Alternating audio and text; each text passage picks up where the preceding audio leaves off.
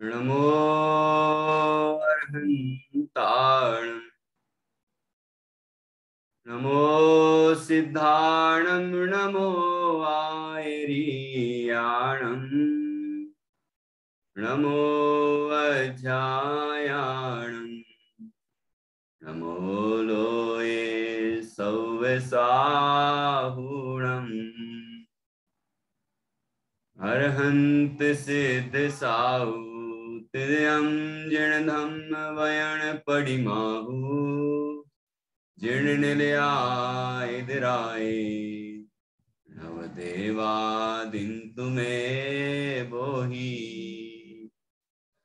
मंगलम भगवान वीरो मंगलम गौतमो गणी मंगलम कुंद कुंदाद्यो जैन धर्मोस्तु मंगलम सर्वमंगल मांगल्यम सर्वकल्याणकारकं प्रधानं सर्वधर्माणां जैनं जयतु शासनं जैनं जयतु शासनम्।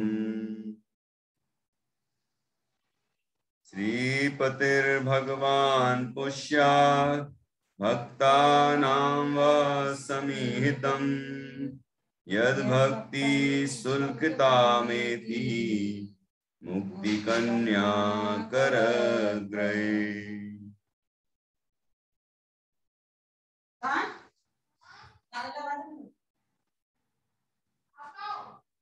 आचार्य श्री बादीव सिंह द्वारा रचित यह क्षत्र चूड़ामणि ग्रंथ है। इसमें जीवनधर कुमार का चरित्र वर्णन है। 23वें कामदेव जीवनधर कुमार राजा सत्यंधर और विजया रानी के पुत्र थे। हेमांगत देश की राजपुरी नगरी में जन्मे थे। शमशान में उनका जन्म हुआ। सेठ गंधोत्कट और सुनंदा सेठानी के यहाँ उनका पालन हुआ पुत्र रूप में, और उनके पुण्य योग से आर्य नंदी जैसे गुरु, महान गुरु उनको प्राप्त हुए, और आर्य नंदी गुरु ने उनको भली भांति योग्य विद्वान बना दिया। जीवनधर कुमार शास्त्र विद्या में, शस्त्र विद्या में, सभी विद्याओं में पारंगत थे। ऐसे जीवनधर कुमार युवावस्था को प्राप्त हुए और उनके गुरु आर्यनंदी उन्हें अंतिम उपदेश देते हुए फिर अब तपोवन की ओर जाने वाले हैं। आर्यनंदी जो कि पहले लोकपाल नाम के राजा थे, संसार से विरक्त होकर उनने दीक्षा ली और नग्न दिगंबर मुनिराज बन की आत्म साधना की, और साधना करते हुए उन्हें भस्मक नाम का रोग हुआ, भस्म व्याधि, जिसके कारण वो तपस्या से विचलित हो गए और चारित्र से भ्रष्ट होकर वो भोजनार्थ भ्रमण करने लगे। और भ्रमण करते हुए सेठ गंधोत्कट के यहाँ पहुंचे तो जीवनधर कुमार ने उनको देखा और उनके हाव भाव से समझकर उन्हें ससम्मान भोजन कराने के लिए अपने रसोइये को आदेश दिया। उनको भरपूर भोजन कराया गया, लेकिन भूख नहीं मिटी। तब जीवनधर कुमार ने अपनी थाली में से एक ग्रास बना के और उन्हें दिया। जैसे ही आर्य नंदी ने वह ग्रास खाया, वह कौर खाया जीवनधर कुमार के हाथ से दिया हुआ, और उनकी क्षुधा वेदना शांत हो गई, भस्मक रोग समाप्त हो गया। अब वो इतने दिनों से जो पीड़ित थे इस रोग से, वह रोग समाप्त हो गया। तो अब पुनः वो दीक्षा लेने की भावना तो रखते ही थे, लेकिन इस उपकारी का क्या उपकार प्रत्युपकार किया जाए, ऐसे विचार से उनने निश्चय किया कि इन्हें ज्ञान दान दिया जाए, क्योंकि ज्ञान दान से बढ़कर दूसरा कोई दान नहीं होता। तो उन्होंने जीवनधर कुमार को शिक्षा देने का निर्णय किया और कुछ ही समय में उन्हें योग्य विद्वान बना दिया। और अब उन्हें ये भी बता दिया जीवनधर कुमार को, योग्य विद्वान बनने के बाद, सर्व विद्याओं में कुशल होने के बाद, कि वो एक राजपुत्र हैं और इसी देश के राजपुरी नगरी के राजा सत्येंद्र के पुत्र हैं और विजया रानी के पुत्र हैं। और काष्टांगार ने किस तरह छल से उनके पिता को पदच्युत किया और उनकी मृत्यु के कारण बने, ये सारी घटना उनको सुना दी। तो जीवनधर कुमार अत्यंत क्रोधित हुए। फिर आर्य नंदी ने उन्हें और उपदेश दिया, गुरु दक्षिणा भी ली। और गुरु दक्षिणा में क्या लिया कि 1 वर्ष तक काष्टांगार को क्षमा कर दो। और उसके बाद उन्हें बहुत सुंदर उपदेश दिया। एक तरह से वो दीक्षांत भाषण जैसा ही है, जैसा कि कोई विद्यार्थी अपनी पढ़ाई पूरी करता है तो उसे गुरुजन जो अंतिम शिक्षा देते हैं, उसी तरह की उन्हें शिक्षा प्रदान की गई। और उन्हें ये कहा गया कि विकार का कारण मिलने पर भी विकारी नहीं होना वो धीरता है। और इतना शास्त्र का अभ्यास करने के बाद भी यदि विकार उत्पन्न हो रहा है तो उस पर विचार करना चाहिए कि शास्त्र का अभ्यास ठीक नहीं हुआ, क्योंकि शास्त्राभ्यास का फल तो है कि हे को हे जाने, उपाधे को उपाधे जाने, और इन क्रोधादि विकारी भावों पर विजय प्राप्त करे। ठीक है, हर अवस्था में तत्व ज्ञान जागृत रहे, ये तत्व ज्ञान का शास्त्र के पढ़ने का फल है। इस तरह उन्हें संबोधित किया। और श्रावकाचार्य का उपदेश तो पहले ही दिया था। इस तरह और भी अनेक तरह से समझा के, और अब यहाँ पर 1-2 श्लोक आएंगे और जिसमें उनको उपदेश दिया गया है कि तुम्हारा आत्मा ही तुम्हारा वास्तविक गुरु है। ठीक है ना। तो देखते हैं अब 55 नंबर का श्लोक है, दूसरा लंब चल रहा है। और इसमें आत्मा ही आत्मा का सच्चा गुरु, क्योंकि अब आर्य नंदी तो उन्हें मिलने वाले नहीं है, तो फिर कभी कोई शंका हो, कोई दिक्कत हो, क्या हो, कोई समस्या हो तो कहाँ जाओगे कि तुम्हारा आत्मा ही तुम्हारा वास्तविक गुरु है। आचार्य धर्मसेन ने अपने शिष्यों को कहा था कि नहीं, पुष्पदंत और भूतबली मुनिराजों को, कि वो मंत्र साधना के लिए भेजा था और कहा था कि कोई दिक्कत हो तो मेरे पास दौड़े मत आना, क्योंकि तुम्हारा आत्मा ही तुम्हारा वास्तविक गुरु है और खुद ही समाधान खोजना। और वैसा ही उन्होंने किया। ऐसे यहाँ पर आर्य नंदी गुरु उन्हें कह रहे हैं कि तुम्हारा आत्मा ही वास्तविक तुम्हारा गुरु है। ये बात यहाँ कही जा रही है। 55 नंबर का श्लोक है, बहुत सुंदर श्लोक है। ये श्लोक भी पढ़ेंगे और इसका अर्थ भी करेंगे।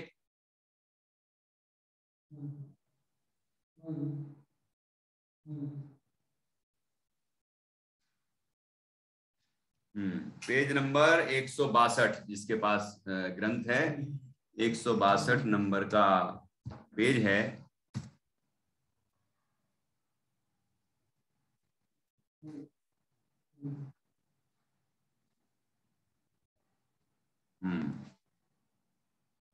देखिए, आत्मा ही आत्मा का सच्चा गुरु, 55 नंबर श्लोक। शिक्षा वचा सहस्रैर्वा क्षीण पुण्येन धर्मधी पात्रे तु स्फायते तस्मादात्मैव गुरुरात्मना।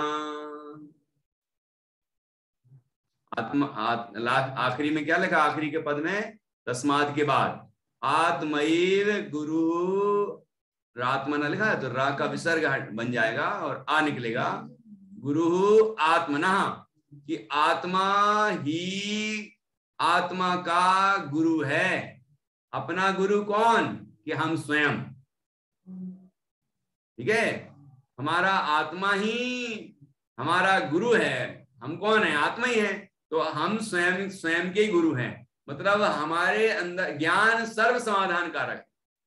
तो हमारा ज्ञान ही वो सारे समाधान दे सकता है जो कि हमारी समस्याएं होंगी।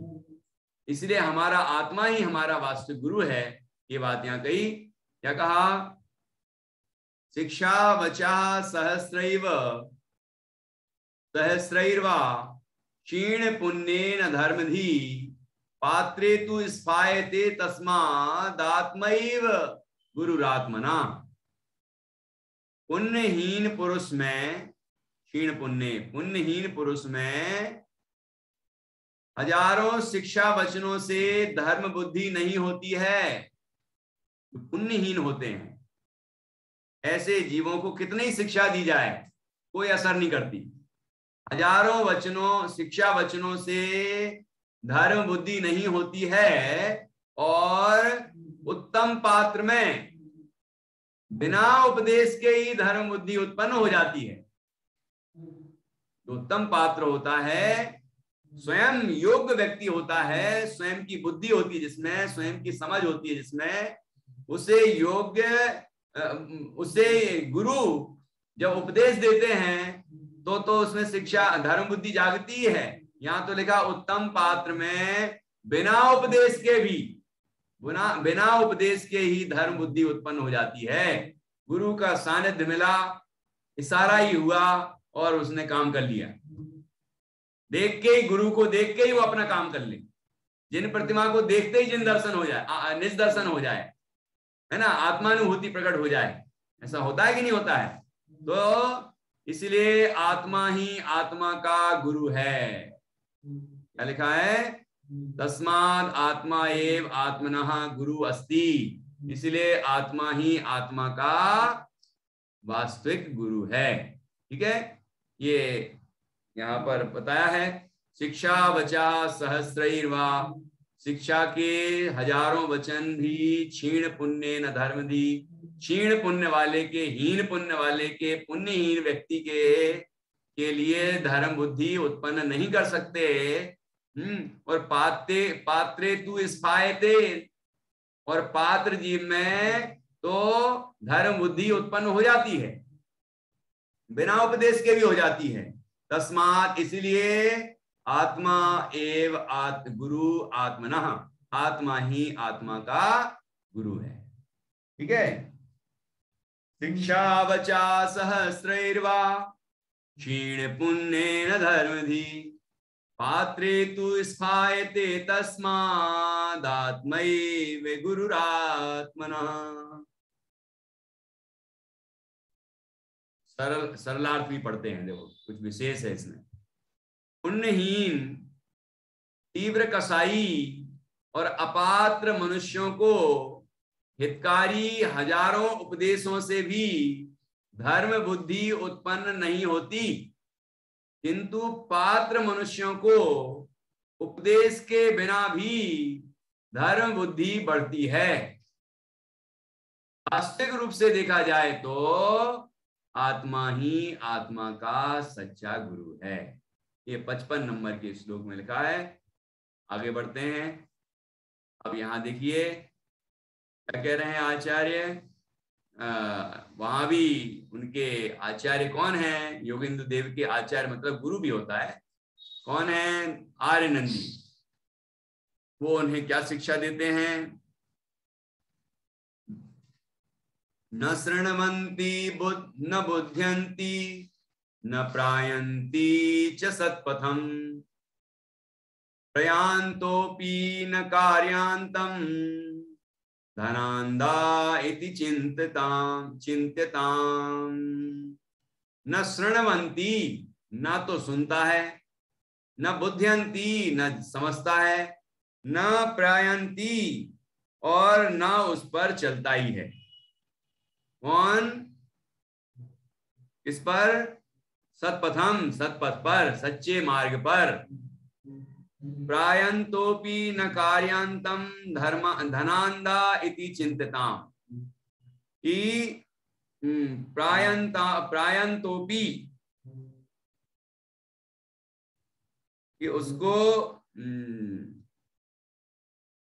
वो कदाचित और कदाचित सत्पर में इसका अपन अन्वयार्थ पढ़ते हैं नीचे। धनांध है ना, धनांध की बात की है। धन से अंधे पुरुष आत्मा की उन्नति के सच्चे मार्ग को न श्रृण्वन्ति, ना तो सुनते हैं, न बुद्धियंती, न जानते हैं, और न प्रायंती प्रयांति, ना उस पर चलते ही हैं। प्रयांतः अपि कदाचित सत्पथ पर चलें तो भी, प्रयांता अपि कदाचित सत्पथ पर चलें तो भी, न कार्यांतम, कार्य के अंत तक नहीं पहुंचते हैं। इति, ऐसा धनिक पुरुषों के विषय में तुम चिंतताम, विचार करो। इति धनांधा, धनांधा तो पहले ही आ गया ना, इसलिए यहां फिर से लिखने की जरूरत नहीं है। इति, ऐसा धनिक पुरुषों के विषय में तुम चिंतताम, कि चिंतन करो, अर्थात विचार करो। समझ लो, ये जो धनांध है, धनांध किसको बोलेंगे? धनांध अर्थात धन की दौड़ में लगा हुआ है, धन पाने की। धन आने पर अपने आप को बड़ा महान समझने लगता है, उसको घमंड हो जाता है। धनांध कौन? कि जब देखो उसको धन ही दिखता है, कहते हैं मनी माइंडेड। तो वो जब देखो जहां से भी धन ही देखता है पहले नंबर, ठीक है। और धन आता है तो उसकी संभाल में ही लगा रहता है, उसको ही बढ़ाने में लगा रहता है। मतलब धन से ऊपर उसकी कोई सोच नहीं है। और धन के लिए वो कुछ भी कर सकता है, 5 पाप भी कर सकता है, क्रोधाधिक 4 कसाएं भी कर सकता है, और रिश्ते नाते भी तो तोड़ सकता है। धन के लिए वो कुछ भी कर सकता है।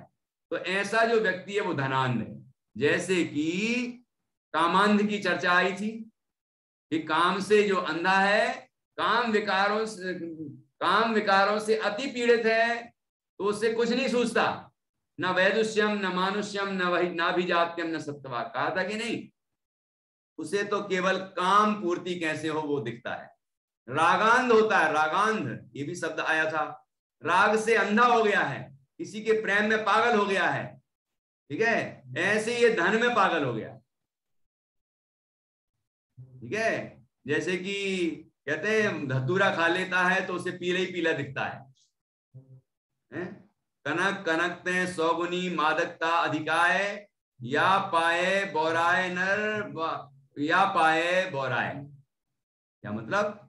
कि कनक में पहले कनक का अर्थ है सोना, और दूसरे कनक का अर्थ है धतूरा। कि या पाए बोराए, इसको पाले, मतलब सोना पा लेता है स्वर्ण, तो बोराए नर, पगला जाता है। अरे मेरे पास तो सोना है, मैं महान हो गया, अरे सोना सोना सोना सोना, है क्या नहीं? एक राजा की कहानी तो सुनी होगी, उसको सोना ही पाना था। तो उसको कोई ऐसी कहानी है कि कोई साधु ने उसको सोना पाने की विधि दे दी कि जिसको तुम छुओगे वो सोना बन जाएगी। तो उसने कहा बड़ा, हमारा तो ये बड़ा पुण्य हो गया कि अब तो हम सोने ही सोना बनाएंगे। तो जिस चाय को छूता, महल को छुआ सोना हो गया, वस्तुओं को छुआ सोना हो गया, गार्डन में गया, सब जिस चीज को छुआ सब सोना हो गया। अब सोना सोना जहां देखो उसको लगे कि अरे तो सोना है, सोना बना लूं सब कुछ। फिर क्या हुआ है, वो महल में वापस आया। जैसे उसकी पुत्री आई, ये पिताजी पानी चाहिए, तो पानी को छुआ तो वो सोना हो गया, गिलास को छुआ वो सोना हो गया। फिर पुत्री उनसे आके गले से लग गई तो वो सोने की हो गई। ऐसी कहानी है ना, एक प्रचलित है। तो अब वो पछताया कि अरे रे रे क्या है, सोना ही सोना, सोना ही सोना। सोना तो पा लिया लेकिन बाकी सब गवा दिया। तो फिर क्या हुआ, वो फिर से साधु जी के पास पहुंचा। और उनसे क्षमा याचना की, उपाय पूछा है, वो जो उनने उपाय बताया कि जल छिड़क देना ये वाला है, तो वो सब ज्यों की त्यों हो जाएंगी। तो कहने का मतलब अभी कहानी पे नहीं जाएंगे अपन, वो सच्ची है कि झूठी है कि काल्पनिक है, जो भी है, ठीक है। लेकिन बात यह है कि सोना पाने की दौड़ में बाकी सब छूट जाता है। सोना अर्थात यहाँ धन, ये सोना चांदी हीरे जवाहरात ये सब सब चीजें आ गई धन में। तो इनको पाने के लिए जीव सब कुछ भूल जाता है, इनके मिलने के बाद सब कुछ भूल जाता है, तो इसको कहते हैं धनांध। तो जो धन से अंधा हो गया धनांध है, मतलब धन ही दिखता है बाकी कुछ नहीं दिखता, वो धनांध है। तो धनांध व्यक्ति ना तो धर्म को सुनता है, ना तो वो धर्म को सुनता है, ना तो आत्मा की उन्नति के मार्ग को सुनता है, मोक्ष मार्ग की बात ना सुनता है, सुनता ही नहीं है, और ना वो जानता है, ना मतलब ना वो समझता है, कदाचित सुन ले तो समझेगा नहीं, और समझ ले तो उस पर चलेगा नहीं, उसका अनुसरण करेगा नहीं, ठीक है ना। तो ना सुनता है, ना जानता है, ना उस पर चलता है। और यहां लिखा कदाचित वह सतपथ पर चले भी तो वह कार्य के अंत तक नहीं पहुंचता। मतलब उसने धर्म धारण कर भी लिया कदाचित है, स्वाध्याय सुनने लगा, फिर आत्म कल्याण की बात सुनने लगा, उसको करने की चेष्टा करने लगा, तो अभी वो पूर्णता तक नहीं पहुंच पाएगा, क्योंकि उसके मन में क्या चल रहा है, अरे यार हम इतना सब कुछ कर रहे हैं लेकिन धन तो आ ही नहीं रहा। हम 1 घंटा प्रवचन सुनेंगे तो धन आएगा कि नहीं आएगा, है? बोलो क्यों आरोही? यदि हम 1 घंटा प्रवचन सुनेंगे तो धन आएगा कि नहीं आएगा? यदि नहीं आएगा तो फिर सुनना बेकार है। बोलो, है? यदि ऐसा सुनेगा, इस तरह सोचेगा तो धन आए। धन तो वास्तव में पुण्य के उदय से आता है, लेकिन ये जीव हर चीज में ये सोचता है मैं ये करूंगा तो धन आएगा कि नहीं आएगा। कई लोग तो ऐसा भी सोचते हैं, पौराणिक उदाहरण है कि मुनिराज को आहार कराएंगे तो हमारे घर में पंचाश्चर्य होंगे कि नहीं होंगे, हीरे जवाहरात बरसेंगे कि नहीं बरसेंगे, क्योंकि पड़ोसी घर में तो बरसे थे। पड़ोसी ने जब आहार कराया मुनिराज को तो उसके घर में तो रत्न बरसे थे। तो बड़ा सस्ता काम है, अपन भी करा लेते हैं मुनिराज को आहार, कितना सा भोजन कराना पड़ता है, ठीक है। तो उसने भी कराया, अगले दिन चौका लगाया, उसने भी पड़गाहन किया, उसके यहाँ भी आहार हो रहे थे, लेकिन उसकी नजर कहाँ थी? देख रहा था ऊपर, बरस रहे कि नहीं बरस रहे, बरस रहे कि नहीं बरस रहे, ऐसे देख रहा था बार बार, बीच बीच में आहार देता और बीच बीच में इधर देख लेता, थोड़ा इधर देख लेता, कहीं बरस रहे कि नहीं बरस रहे। उसके यहाँ पंचाश्चर्य नहीं हुए, क्योंकि पात्र शुद्धि और दातार की शुद्धि भी होना चाहिए, भोजन शुद्धि भी होना चाहिए, सब शुद्धियां होना चाहिए, तब पुण्य फलते हैं, और पुण्य फलता है तो पंचाश्चर्य होते हैं। ऐसे बिना पुण्य के थोड़ी होता है, बिना पुण्य के धन भी नहीं मिलता, संपदा भी नहीं मिलती, वैभव नहीं मिलता, ऐश्वर्य नहीं मिलता। लेकिन ये जीव जो धन से अंधा है, धनांध है, वो ये सोचता है कि चाहे जैसे धन ही आ जाए बस, उसको तो धन चाहिए बस। तो ऐसे जीव को यहां कहा है कि ना तो वो धर्म को सुनता है, ना तो वो समझता है, ना धर्म के मार्ग में चलता है, कदाचित चल पड़े तो कार्य के अंत तक नहीं पहुंचता, धर्म के फल तक नहीं पहुंचता, मतलब मोक्ष मार्ग को पूरा नहीं कर सकता। ये धनांध व्यक्ति का ये दुर्दशा बताई है ना।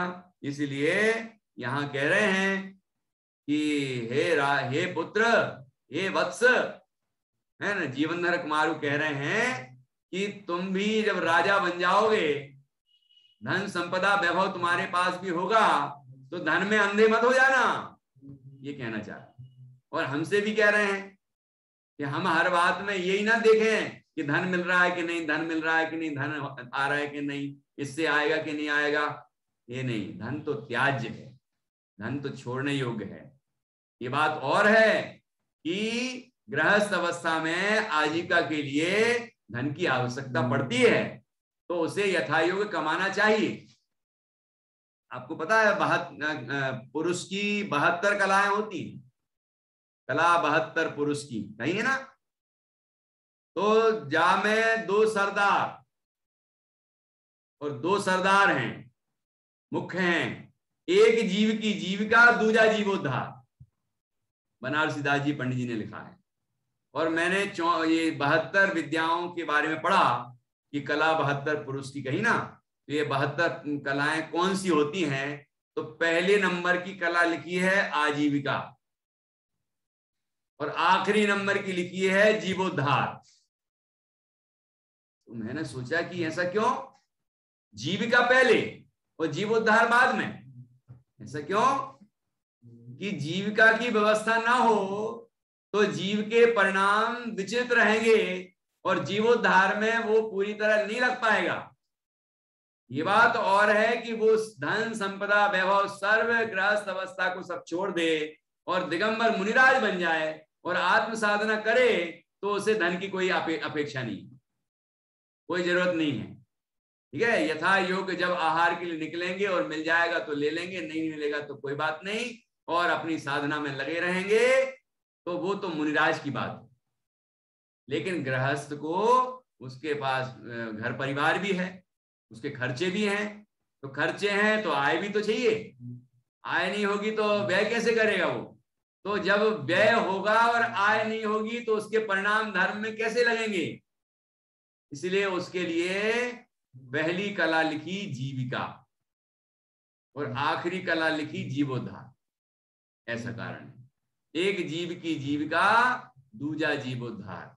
और वहां तो 72 में पहली जीविका और आखिरी जीवोद्धार। ये पढ़ के तो मुझे बड़ा विशेष ऐसा लगा कि क्या कह रहे हैं आचार्य। पहली में लिखा है जीविका और आखिरी में 72 नंबर की में लिखा है जीवोद्धार। तो उसके ये महत्वपूर्ण कारण है।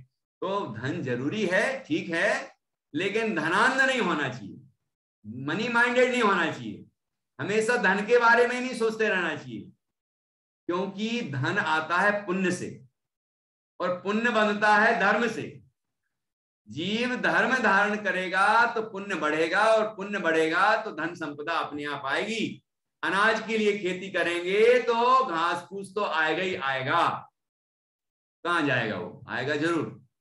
इसीलिए हमें तो धर्म धारण करना चाहिए, और धर्म इसलिए धारण नहीं करना चाहिए कि पुण्य बांधना, इसलिए अपने कल्याण के लिए, अपने जीवोद्धार के लिए।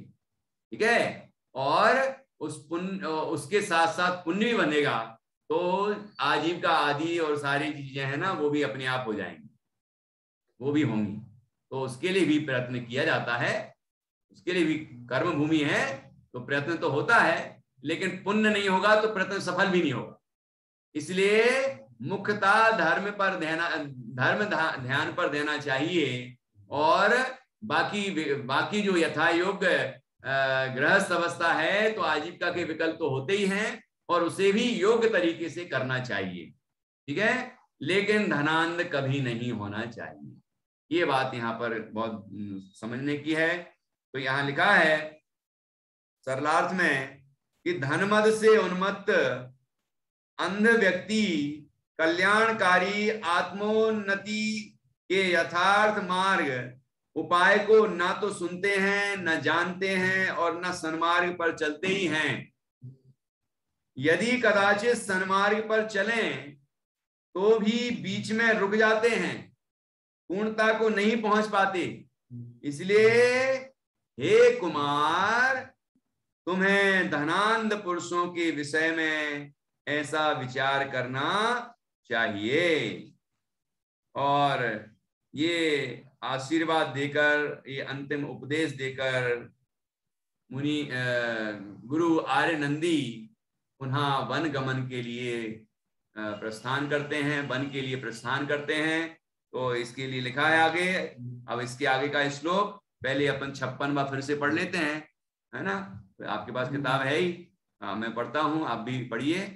बहुत सरल भी है ये, बच्चों को भी आराम से याद हो जाएगा। न शृण्वन्ति न बुध्यन्ति न प्रायन्ति च सत्पथम् न शृण्वन्ति न बुध्यन्ति न प्रायन्ति च सत्पथम् प्रयान्तोपि प्रयान्ति न शृण्वन्ति न बुध्यन्ति न प्रयान्ति च सत्पथम् प्रयान्तोपि न कार्यान्तम् धनान्धा इति चिन्त्यताम्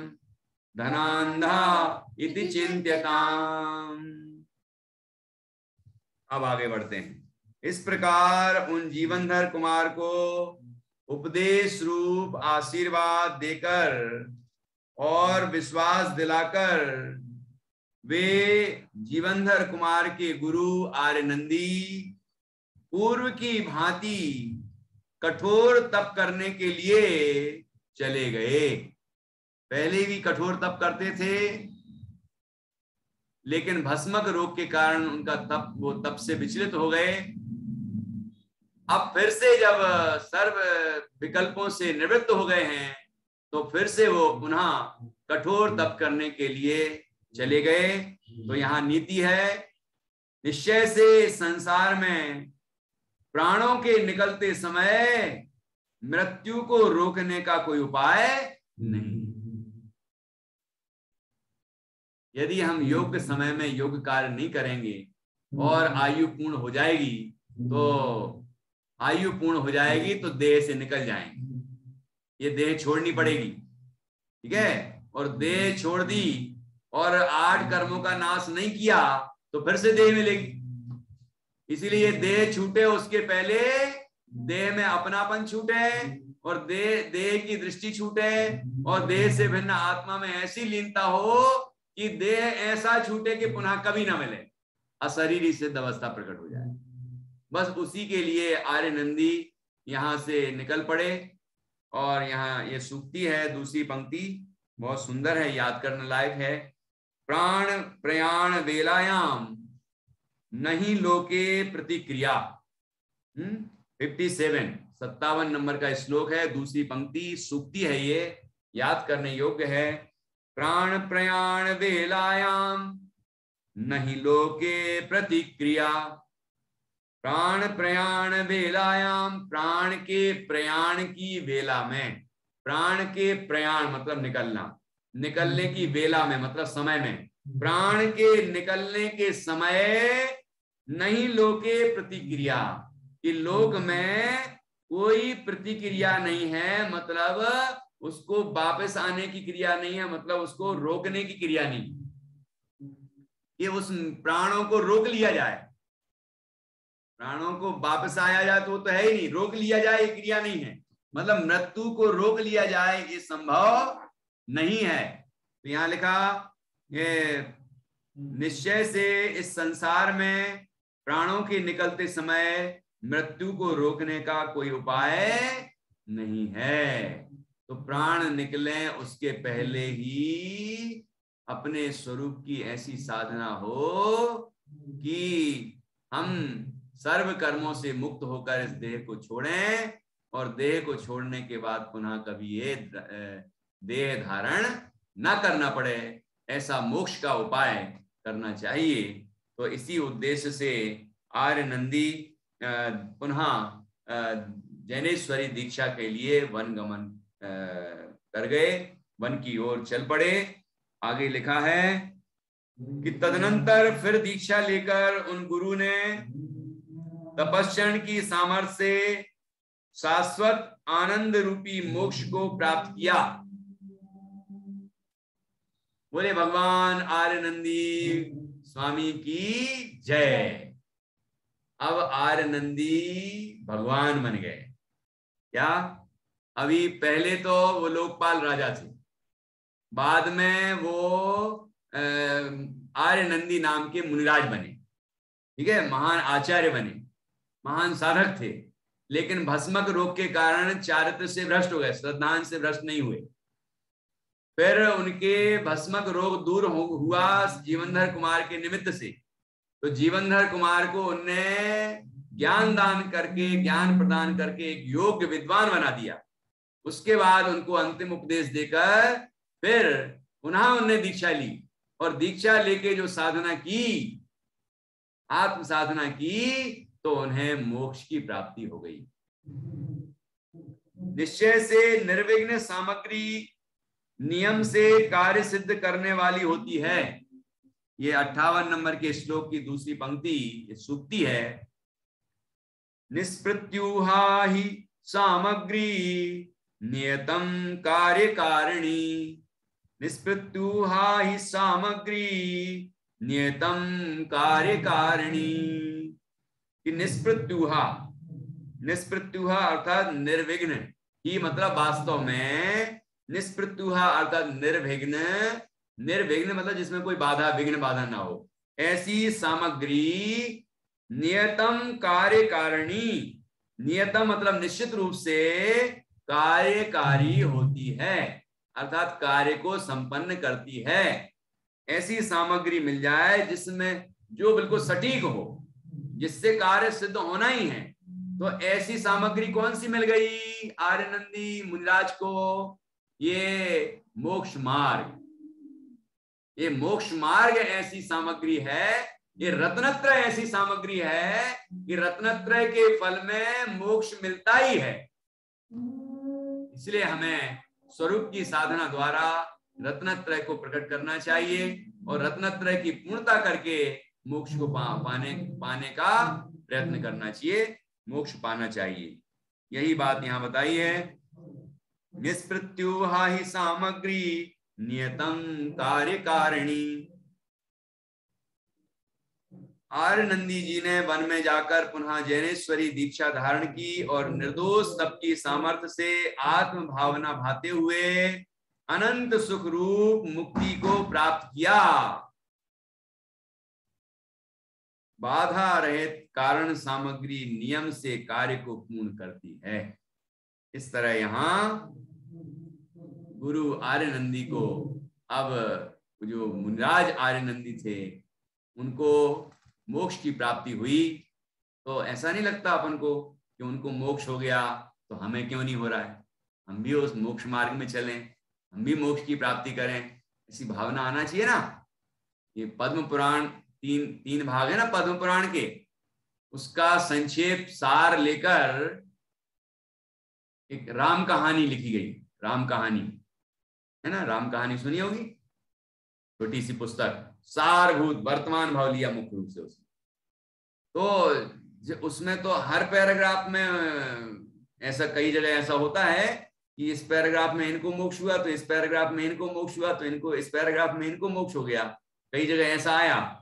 तो मैं सोच रहा था कि इनको देखो मोक्ष होता जा रहा है, मोक्ष होता जा रहा है, और हम यहाँ पढ़ते ही जा रहे हैं, पढ़ते ही जा रहे हैं कि हमें क्यों नहीं हो रहा है, हम क्यों नहीं कर रहे वो प्रयत्न। ऐसा भाव तो आना चाहिए, उछलना तो चाहिए परिणाम। और इस मोक्ष को पाने के लिए क्या करना है कि अपने को जानना है, पहचानना है और अपने में लीन होना है। तो वो तो अपने अंदर ही है ना, अपन खुद ही हैं। तो ऐसा परिणाम उछलता है फिर कि अरे अपने में लीन हो जाए, हम भी अपने को जाने पहचाने, उसमें लीन हो जाए और हम भी परमात्मा बने, हम भी मोक्ष प्राप्त करें। ऐसा परिणाम उछलना चाहिए। अभी कल मोक्ष सप्तमी है ना, कल मोक्ष सप्तमी है। भगवान पार्श्वनाथ स्वामी को मोक्ष की प्राप्ति हुई और मोक्ष की प्राप्ति हुई, उसके पहले उन्होंने धर्म का उपदेश दिया वर्षों तक, ठीक है। मुक्ति मार्ग का जैसे भगवान महावीर स्वामी ने उपदेश दिया, ऐसे पार्श्वनाथ स्वामी ने भी उपदेश दिया, ऐसे और भी पूर्व के तीर्थंकरों ने उपदेश दिया। और उसके पहले तीर्थंकर बनने के पहले, अर्थात 13वें गुण अरहंत अवस्था के पहले मुनिराज बने थे, पार्श्वनाथ मुनिराज बने थे। और मुनि अवस्था में उन्होंने महान साधना की थी। मुनि अवस्था में जो साधना की, अद्भुत साधना है, अद्भुत उदाहरण है कि यहां तो उपसर्ग हो रहा है और यहां उपसर्ग का निवारण हो रहा है, लेकिन पार्श्वनाथ ना उपसर्ग पर ध्यान देते हैं, ना उपसर्ग के निवारण पर ध्यान देते हैं। वो तो अपने ऊपर ध्यान देते हैं, अपने आत्मा का ध्यान लगाते हैं और उन्हें केवल ज्ञान प्रकट हो जाता है। कैसी अद्भुत अवस्था है कि नहीं। और इसके पहले वो राजकुमार थे। नाग नागिन का उदाहरण जो आता है, नमोकार मंत्र देने का उदाहरण आता है, उनका जीवन महान है। और पूर्व के जो भाव हैं वो भी शिक्षाप्रद हैं। पूर्व के जो भाव हैं वो भी गजब के हैं कि इतने भाव तक कमठ के जीव ने उन पर लगातार उपसर किए, बैर के कारण लगातार इनका नुकसान किया, लेकिन ये हर भाव में ऊंचे उन्नति ही करते रहे। इनने अपनी साधनाएं बढ़ाते ही रहे, साधना ही बढ़ाई। तो हमें ये शिक्षा लेना है, दुनिया हमारा बुरा करना चाहे तो बुरा कर नहीं सकती, बशर्ते हम ना उलझें उसमें। हम नहीं उलझेंगे तो कोई हमें उलझा नहीं सकता, बुरा नहीं कर सकता हमारा। और उनने पार्श्वनाथ के जीव ने निरंतर यही कार्य किया। कमठ के जीव ने निरंतर उनको दुख देना चाहा और वो हर भाव में अपने स्वरूप की साधना बढ़ाते हुए उन्नति ही करते गए, क्षमा आदि भावों को बढ़ाते हुए उन्नति ही करते गए। और पार्श्वनाथ की पर्याय में उन्हें मोक्ष की प्राप्ति हुई। और मोक्ष की प्राप्ति होने के पहले उनने सभी जीवों को, इस आर्यावर्त के जीवों को, हमारे जो जितने पूर्वज हुए होंगे उनको, आचार्यों को, गणधरों को, है ना, सबको, चतुर निकाय के देवों को, मनुष्यों और त्रैंचों को समोषण में धर्म का उपदेश दिया। ऐसा कभी लगता है आपको कि इंदौर भी आए होंगे कभी पार्श्वनाथ भगवान, महावीर भगवान और तीर्थंकर, कभी ऐसा महसूस होता है क्या? यहाँ रामचंद्र जी आदि भी यहाँ से विचरण करते हुए गए हों कभी, है ना कोई महापुरुष तो आए होंगे कि नहीं आए होंगे? ये जब पड़ोस में सिद्धवरकूट से 2 चक्रवर्ती मोक्ष गए हैं, 10 कामदेव मोक्ष गए हैं, तो ये यहाँ नहीं आए होंगे कोई? यहाँ कितने संतों का विहार हुआ होगा। थोड़ा कल्पना करके वो सकारात्मक भावना लाएं हम। अरे ये भूमि तो यही है, इसी भूमि पर पापी भी रहते हैं, यही भूमि है जो गुलाम भी रही कभी, और यही भूमि है जहां मुक्ति का उपदेश भी हुआ और मुक्ति भी पाई जीवों ने। इसी भारत भूमि, कल देखो कैसा संयोग है, कल स्वतंत्रता दिवस भी है और भगवान पार्श्वनाथ का मुक्ति दिवस भी है। असली स्वतंत्रता क्या है? कर्म बंधन से मुक्त होना, ये असली स्वतंत्रता है, और वो पाई है पार्श्वनाथ स्वामी ने, ठीक है ना। और हम लोग जो किसी के शासन से मुक्त हुए, लेकिन वो भी उत्सव का विषय है देश के लिए, लेकिन हम जब तक 8 कर्मों से बंधे हुए हैं, कर्मों की 148 प्रकृतियों से बंधे हुए हैं, तब तक कहां मुक्ति का उत्सव है।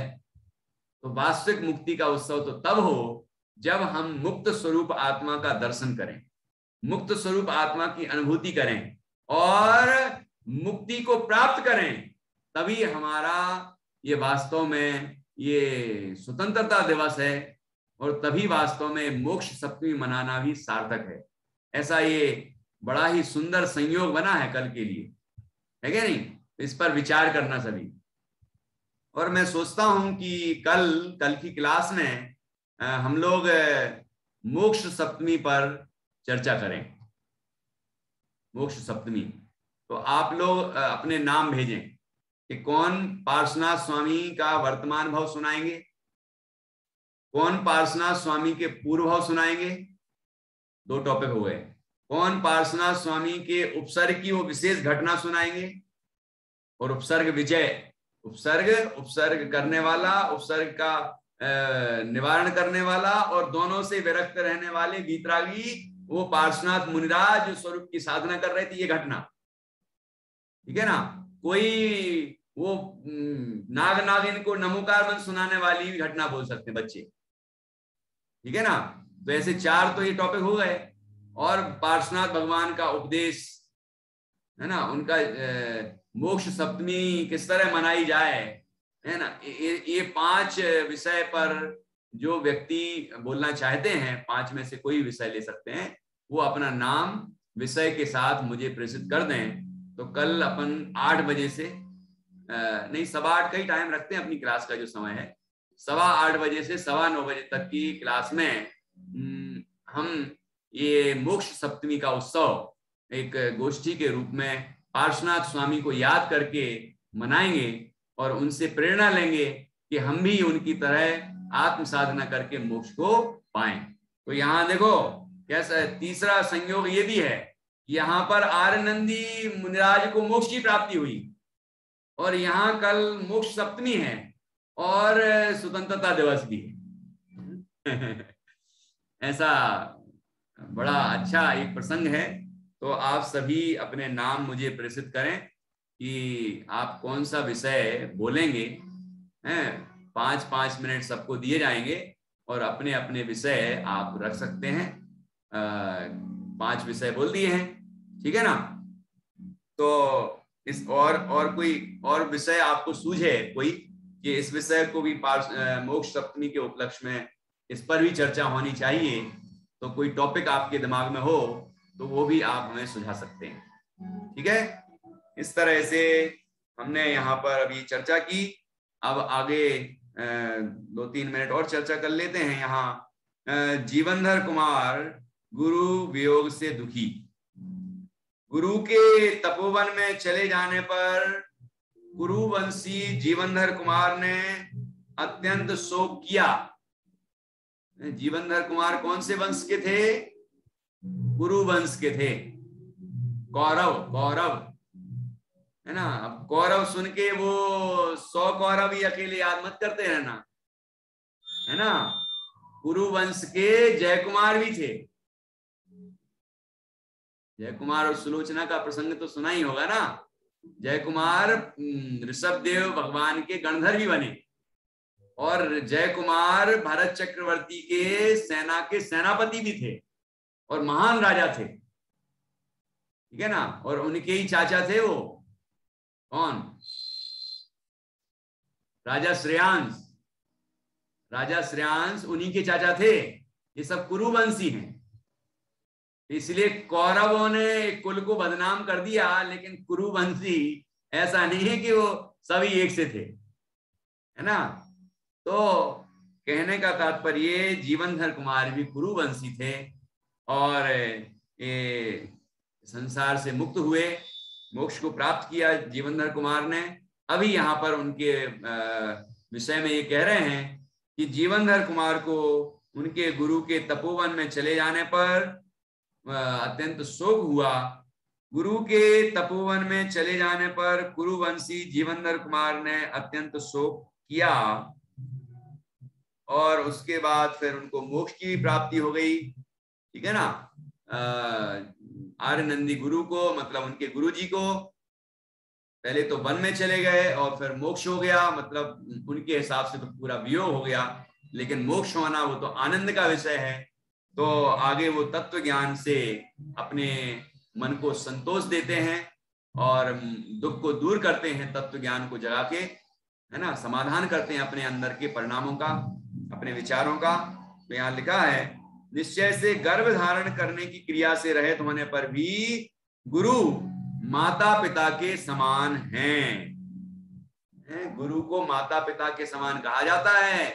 यहाँ एक बात लिखी है, बस गुरुजी गर्भ धारण नहीं करते हैं, मतलब उन बच्चों को जिनको वो उसके जो शिष्य हैं, जिनको वो पढ़ाता है, सिखाता है, कि उनको बस गर्भ धारण करके उत्पन्न नहीं किया है, बाकी तो वो माता पिता के समान ही हैं और उन पर अत्यंत उपकार करते हैं अपने शिष्यों पर। इसलिए शिष्य को अपने गुरु का वियोग होने पर दुख तो होता ही है, जैसे माता पिता के वियोग होने पर होता है ना।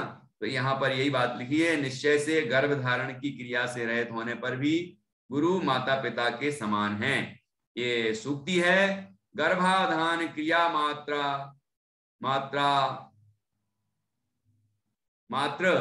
गर्भाधान क्रिया मात्र न्यूनौ ही पितरौ गुरु, न्यूनौ ही पितरौ गुरु। इस तरह से ये सूक्ति भी याद की जा सकती है और तात्पर्य यही है कि गर्भाधान की क्रिया को छोड़कर गुरु ही शिष्य के लिए माता पिता के समान हैं और इसीलिए उनको अपने गुरु आर्यनंदी के वन गमन पर दुख होता है, लेकिन वो तत्व ज्ञान के द्वारा उस दुख को दूर करते हैं। ये बात अब कल आएगी। 60 नंबर का श्लोक है और इस पर चर्चा हम कल करेंगे। कल अपन वैसे गोष्ठी करेंगे मोक्ष सप्तमी के ऊपर, बाकी तो परसों ये चरित्र को आगे बढ़ाएंगे। और अब एक जोरदार उपकथा आने वाली है, तो उस पर भी चर्चा करेंगे। अब विषय आगे बढ़ेगा, कहानी आगे बढ़ेगी और जोरदार जोरदार प्रसंग बीच में आते जाएंगे और हम आगे बढ़ते जाएंगे। इस तरह हमने आज की चर्चा पूर्ण की। अब सभी हम जिनवाणी स्तुति करेंगे और करके कल के लिए आप अपने जो जो उपस्थित हैं वो अपने बच्चों को कहें एक विषय तैयार करने के लिए, और जो आज उपस्थित नहीं हैं उनसे भी आप कहें, तो जिससे कि ज्यादा से ज्यादा लोग बोलें। और पहले से ही ये नाम और विषय हमें आप भेजें, कल दोपहर तक भेज दें, जिससे मैं कार्यक्रम बना के और सबको बता दूंगा। ठीक है ना? इस तरह से अपन कल कार्यक्रम मोक्ष सप्तमी के उपलक्ष्य में क्लास के समय में 8:15 से 9:15 पर करेंगे। अभी जिनवाणी स्तुति कर। निज निधि निज में बताई, यह अनंत उपकार है। इसके लिए जिनवाणी माँ को वंदना 7 बार है, वंदना 7 बार है। बोल द्वादशांग जिनवाणी माता की जय, महान जिन धर्म की जय। सभी 9 बार नमोकार मंत्र के माध्यम से पंच परमेष्टि का स्मरण करें।